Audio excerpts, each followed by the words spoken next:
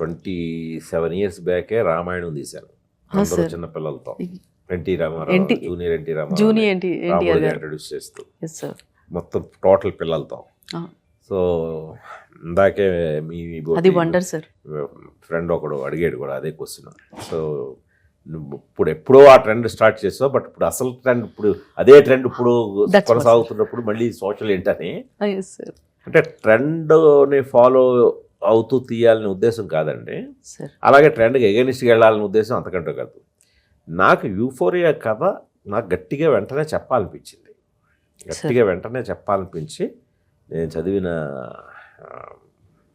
చెప్పాను కదా ఇందాక కొన్ని సంఘటనలు చూసి చదివి ఇది ఖచ్చితంగా నీడ్ ఆఫ్ ది అవర్ ఇప్పుడు చెప్పి తీరాలి అన్న ఉద్దేశంతో యూఫోరియా మొదలెట్టాను. ఓకే, ఇప్పుడు చూసుకుంటే సార్, అంటే జనరేషన్ బట్టి చాలా వరకు పిల్లల్లో కానీ పెద్దల్లో కానీ అందరిలో చేంజెస్ వచ్చేస్తున్నాయి. పేరెంటింగ్ స్టైల్ మారింది, పిల్లల బిహేవియర్ మారింది. సో ఈ మూవీ చూసిన తర్వాత అంటే ప్రతి ఒక్కరు కూడా ఏ విధంగా అంటే చేంజ్ వస్తుంది అని మీరు అనుకుంటున్నారా సార్?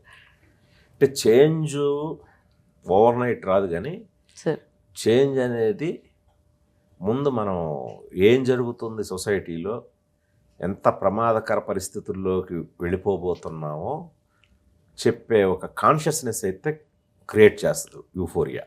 సార్ ఇప్పుడు మీరు అంటున్నట్టు అసలు యంత్రం మనిషిగా మారిన రోజులు కాదు, మనిషే యంత్రంగా మారిపోయిన రోజులు.